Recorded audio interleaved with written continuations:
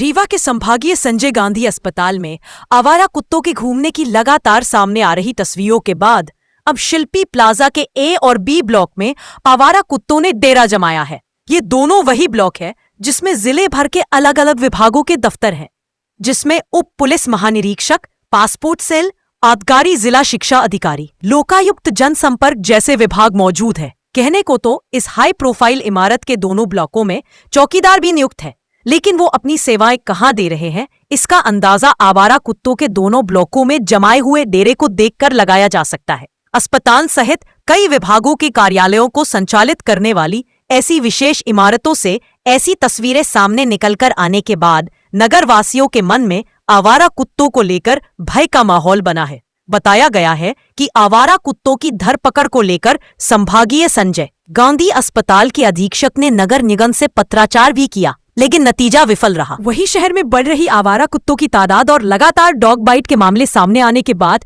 पूरे मामले में जानकारी देते हुए नगर निगम आयुक्त डॉक्टर सौरभ संजय सोनवणे ने बताया कि आवारा कुत्तों की लगातार बढ़ रही आबादी की रोकथाम के लिए निगम द्वारा बदियाकरण की निविदा आमंत्रित की गई थी, जिसमें भोपाल और जबलपुर की 3 संस्थाओं ने भाग लिया है।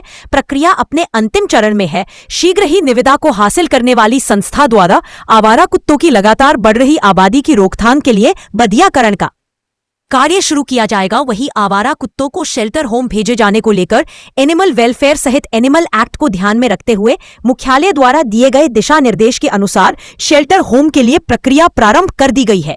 शीघ्र ही शहरवासियों को आवारा कुत्तों के आतंक से मुक्ति मिल जाएगी। संजय गांधी के बाद एक बार फिर जो आवारा कुत्ते हैं, इनका बहुत बड़ा झुंड शिल्पी प्लाजा, जहां प्रशासनिक अधिकारियों के जो दफ्तर हैं, वहां देखे जा रहे हैं। सर, इसमें जो अस्पताल अधीक्षक है, वहाँ से आपको पत्र का भी लेख किया गया था।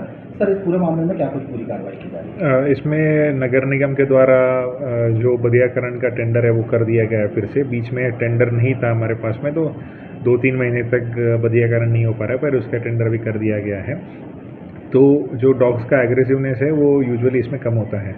बाकी जो एनिमल वेलफेयर की गाइडलाइन है उसके अनुसार कुछ लोग डिमांड ये रहती है कि उसको पकड़ के कहीं और छोड़ा जाए। जो गाइडलाइंस है उसके अनुसार कई बार संभव नहीं हो पाता, पर विधिवत उसकी व्यवस्था करने का पूरा प्रयास नगर निगम द्वारा किया जा रहा है कि ऐसा न्यूसेंस या डॉग अटैक्स जो है वो शहर में ना हो, और विधिवत डॉग्स के, उनके एनिमल राइट्स का भी ख्याल रखा जाए और लोगों को इस वजह से कोई परेशानी ना हो, इस वजह से नगर निगम प्रयास करता है। सर, क्या कुछ शेल्टर भी बनाए गए हैं जहाँ पे इनको रखा जाता है? इसमें शेल्टर होम्स का भी प्लान है। अभी डायरेक्टरेट से भी इस संबंध में कुछ गाइडलाइंस इशू होगी, तो उसमें हम प्लान करेंगे कि NGOs के मदद से, जो यहाँ पर एनिमल वेलफेयर के लिए एक्टिव है, तो उनकी मदद से कुछ शेल्टर होम्स हम बनाने का प्रयास करें।